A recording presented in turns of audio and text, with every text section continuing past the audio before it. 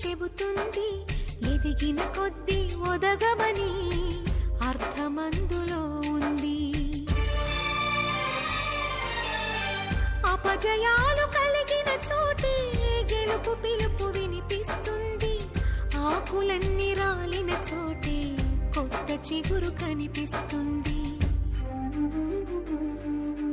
మౌనంగానే ఎదగమని మొక్క నీకు చెబుతుంది, ఎదిగిన కొద్దీ ఒదగమని అర్థమందులో ఉంది. అపజయాలు కలిగిన చోటే గెలుపు పిలుపు వినిపిస్తుంది.